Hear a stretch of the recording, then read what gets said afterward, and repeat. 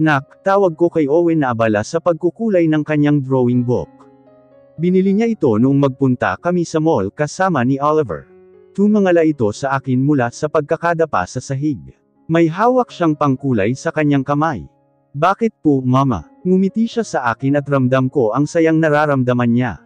Lumunok muna ako bago ako naglakas ng loob magtanong. Kapag naghiwalay ba kami ng papa mo, ayos lang sayo. Nakita ko ang pagbabago sa kanyang ekspresyon.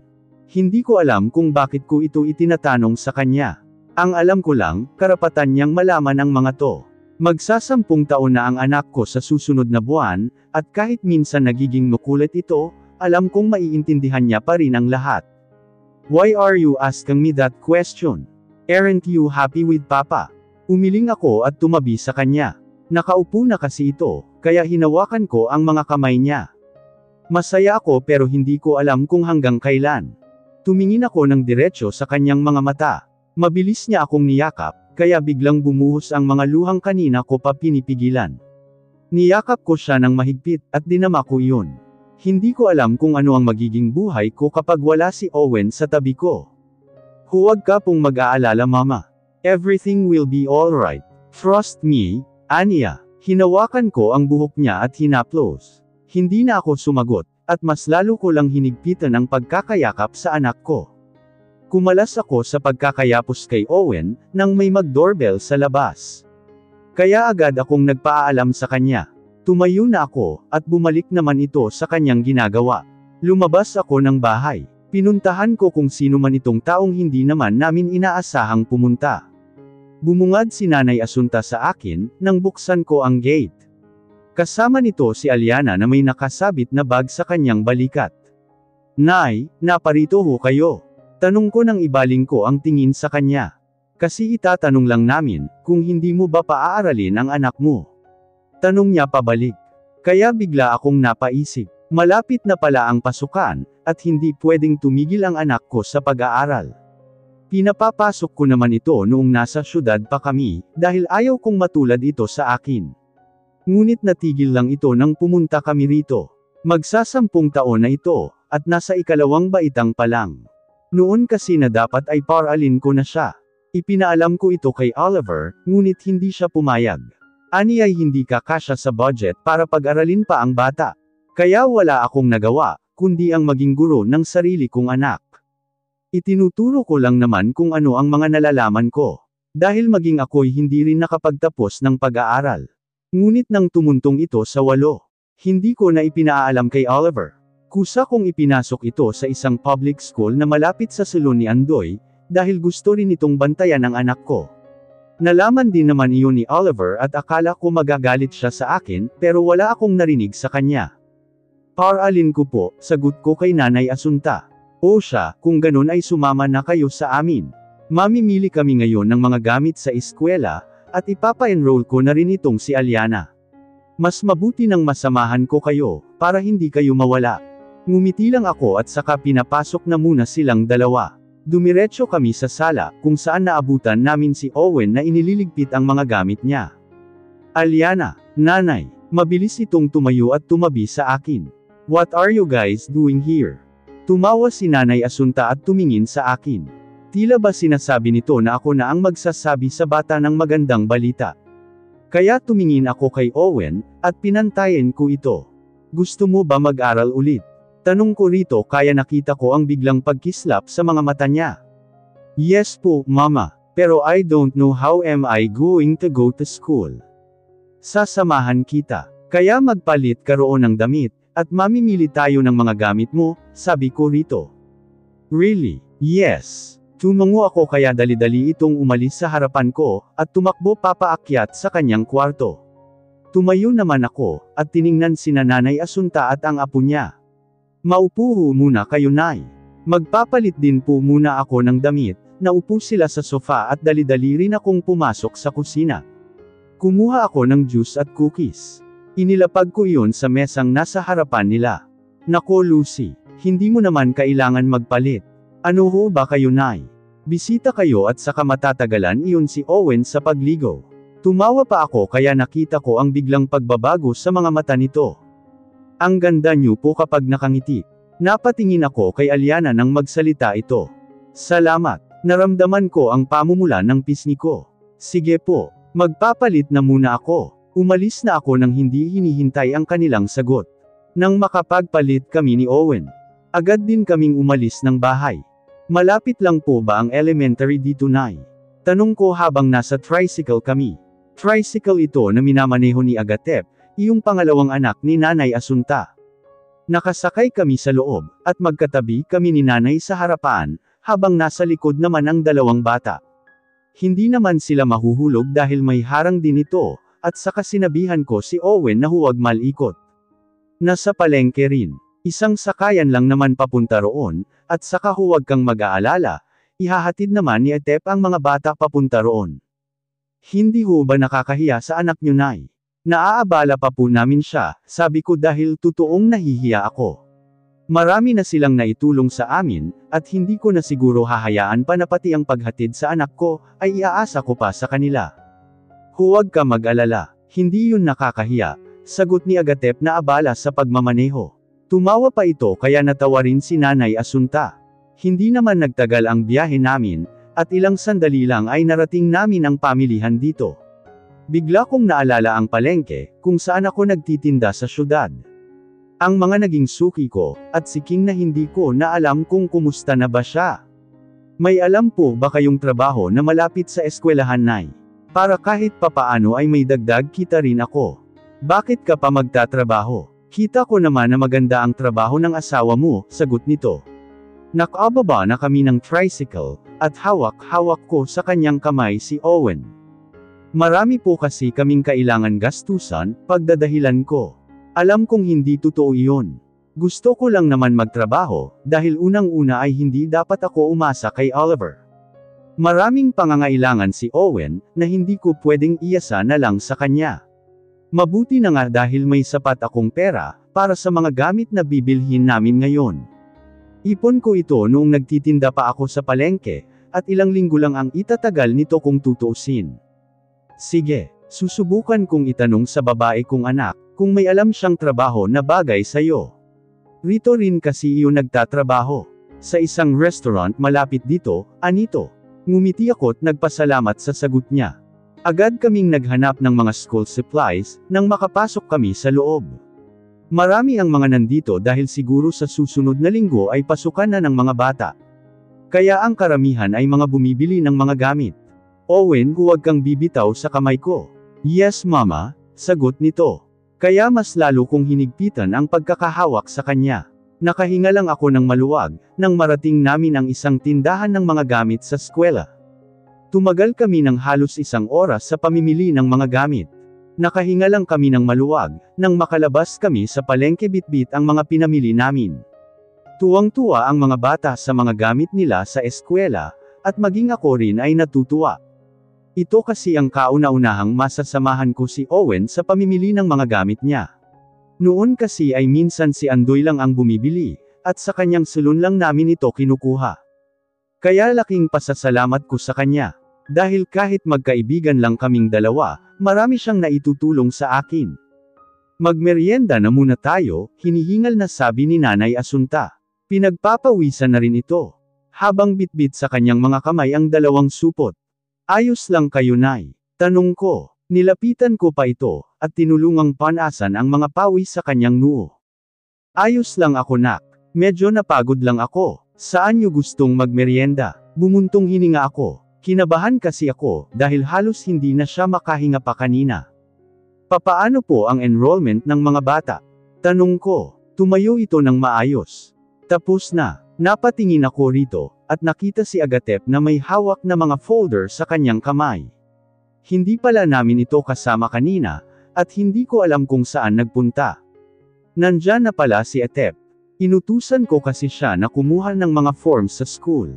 Fill up lang tapos ihahatid lang natin bukas, sagot ni Nanay Asunta, kaya nakuha ko naman ito kaagad. Kaya napagdesisyonan namin na magmeryenda, sa isang kilalang halo-halo restaurant dito sa kanilang lugar. Doon din daw kasi nagtatrabaho ang anak ni Nanay Asunta na babae, at baka pwede naming itanong kung ano ang pwede kong maging trabaho. Nakarating din kami kaagad, at pumwesto kami malapit sa isang wall fan, dahil mainit sa labas kanina. Naupo kaming lahat, na agad ding lumapit sa amin ang isang babaeng kasing tangkad ko lang may more ng balat at maganda ang hugis ng kanyang mukha. "Nay, anong ginagawa niyo rito?" Tanong nito kay Nanay Asunta. Nagpalipat-lipat pa ang kanyang tingin. "Magmemeryenda kami. Sinamahan kasi namin ang mga bata, sa pamimili ng mga gamit nila sa eskwela, at siya nga pala, si Lucy nakatira iyan sa magandang bahay sa baryo natin, Lucy. Rihanna pero tawagin mo na lang akong Hana, anito." Nakipagkamay naman ako, at ipinakilala ko rin ang anak ko sa kanya. 3 halo-halo sa amin, at 2 mais con yelo naman para sa mga bata, sabi ni Nanay Asunta. Kaya agad na nagpaalam si Hana, para kunin ang mga order namin. "Mama, is that Papa?" Biglang sabi ng anak ko at gamit ang kanyang hintuturo, ay sinundan ko ng tingin ang kamay nito, hanggang sa makita ko kung sino ang itinuturo niya. Kahit nakatalikod ito sa pwesto namin, ay kilalang kilala ko pa rin kung sino siya. Hindi ako pwedeng magkamali. Kabisadong kabisado ko na ang balto ni Oliver. At maging ang suot nitong polo ay alam na alam ko. Pero ang nakakapagtaka ay mag-isa lang siya. Ngunit akala ko lang pala, dahil agad na dumating ang isang babaeng mukhang kanina pa niya hinihintay si Christina. Martyr na ba ako kung tawagin? Dahil sa araw-araw na nagsasama kaming dalawa, ay araw-araw din akong nagbubulag-bulagan. Simula kasi nang magising ako sa katotohanan, hindi niya ako kayang mahalin pabalik kahit kailan, naging manhid na rin ang puso ko sa sakit. Kahit na minsan, nasasaktan pa rin ako, sa tuwing nakikita ko silang dalawa, iniinda ko yun at pinipilit na kalimutan. "Mama, it was Papa. Let's go back there and talk to him." "Nak, hindi si Papa mo yun." "Namamalikmate ka lang," sagot ko sa kanya. Sakay na kami ng tricycle ni Nanay Asunta, at papauwi na kami sa baryo. Ngunit itong si Owen ay kanina pa niya sinasabi na ang ama nito ang nakita niya. "But, I know it was him. I know it was his shirts, and I know it his friend Christina." Hindi ko na lang ito pinansin, at nang makarating kami sa baryo, ay agad kaming nagpaalam sa kina Nanay Asunta. "Maraming salamat po sa pagsama sa amin, Nay." Ngumiti si Nanay Asunta, at nagulat ako nang kunin nito ang pareho kong mga kamay. "Nasa lupa kasi yung mga pinamili namin. Nak, makinig ka sa akin. Kung ano man ang hindi nyo pagkakaintindihan, palagi mong ipapaliwanag sa kanya ang lahat, at pakinggan mo rin ang paliwanag niya. Sa paraang yun, magiging maayos ang ugnayan yung dalawa." "Salamat po pero ayos lang naman po ang lahat," sabi ko sa kanya ngunit umiling lang ito. "Nakikita ko sa mga mata mo, Lucy. Kahit hindi mo sabihin kung ano ang nasa likod ng mga ngiti mo, alam na alam ko. Ganyan na ganyan. Kaya yung mga pinapanood kong telenovela, binitiwan na niya ang mga kamay ko. O siya, magpapalim na kami. Kung may kailangan ka, huwag kang mahihiyang pumunta sa bahay." Tumango lang ako at umalis na sila. Sa tapat ng bahay nila kami inihatid, at nang mawala na sila sa paningin namin, ay agad akong bumaling sa anak ko. Nakaupo na ito sa kalsada, at nakanguso habang nilalaro ang lupa. "Owen, marumi yan," saway ko ngunit hindi niya ako pinakinggan. "Gusto mo ba ng masarap na tinulang manok mamaya?" Napangiti ako nang magangat ito ng tingin at ngumiti. "Talaga, Mama," tumango ako. Kaya dali-dali siyang tumayo, at kinuha ang isang supot sa lupa. "Tara na po, let's prepare for our dinner later." Tumawa ako at saka sumunod na sa kanya, nang mauna itong maglakad. Pumasok kami sa loob. Iniwan ko siya sa sala, at sa kusina ako dumiretso. Mag-aalas 5 na ng hapon, kaya kailangan ko pang maghanda ng hapunan naming tatlo. Tulad ng sabi ko kay Owen, ay nagluto ako ng tinulang manok, at nagluto rin ako ng sinigang para naman kay Oliver. Ito kasi ang paborito nilang dalawa. Natapos kong ihanda sa hapag ang mga pagkain, at saktong pumasok sina Oliver at Owen.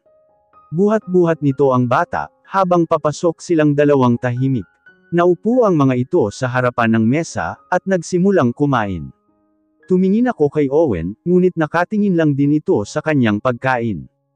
"You should eat too. Don't mind him. Pagod lang siguro sa lakad nyo," sabi ni Oliver at may iba sa boses niya. Kaya kahit kinakabahan ako, ay naupo na rin ako sa aking pwesto. Tahimik lang kaming tatlo, at nangangalahati na ako sa pagkain ko nang magsalita si Oliver. Pagkatapos mo, patulugin mo na ang bata. I'll do the dishes, Anito. Marahan lang akong tumungo, dahil sa kabang nararamdaman ko. Hindi ko kasi maintindihan ang biglaan nitong pakikitungo sa akin, at maging ang anak ko ay tahimik din sa pagkain. Owen, ba't ang tahimik mo? Tanong ko rito. Nakahiga na kaming dalawa sa kanyang kama, at pinapatulog ko na siya. Kaya naman niyang matulog mag-isa, ngunit iyon ang sabi ni Oliver. Wala po, Mama. Pagod lang po siguro ako. Good night po, aniya at ipinikit na ang kanyang mga mata. Bumuntong hininga na lang ako, at ipinagpatuloy ang paghaplos sa kanyang malalambot na buhok. Kinakantahan ko rin ito, hanggang sa maramdaman ko na ang malalalim niyang hininga, at ibig sabihin ay malalim na itong nakatulog. Bago ako umalis sa kanyang kama, ay hinalikan ko muna ang kanyang noo. Inayos ko ang kumot nito, at saka ako umalis doon. You saw us. Muntik na akong mapatalon dahil sa gulat. Napahawak ako sa aking dibdib, at saka siya masamang tiningnan. Nakasandal ito sa pader, habang nakahalukip-kap ang kanyang mga kamay sa dibdib. Ba't ka ba nang gugulat? Bumuntong hininga ako. I'm sorry, natigilan ako dahil nakaramdam ako ng sinseridad sa kanyang boses. I just wanna ask kung totoo yung sinabi ng anak natin. You saw us, right? Yumuko ako dahil sa biglang paninikip ng dibdib ko. Hindi namin sinasadya. Sumama lang kami kay Nanay Asunta, para mamili ng mga gamit ni Owen sa eskwela. Huwag kang mag-alala, nasabi ko naman sa bata na hindi ikaw yun kaya pwede. Lucy, tumigil ako at unti-unting inaangat ang tingin. Nagtama ang mga mata namin, at ang kaninang kabang nararamdaman ko'y hindi ko na maintindihan ang takbo. Kakaiba ang tono ng boses nito. You don't have to explain. Ako dapat ang magpaliwanag sa'yo. It was a meeting together with other employees, pero nauna kaming dumating ni Christina. There's nothing between us. Hindi ka galit dahil nakita ko kayo.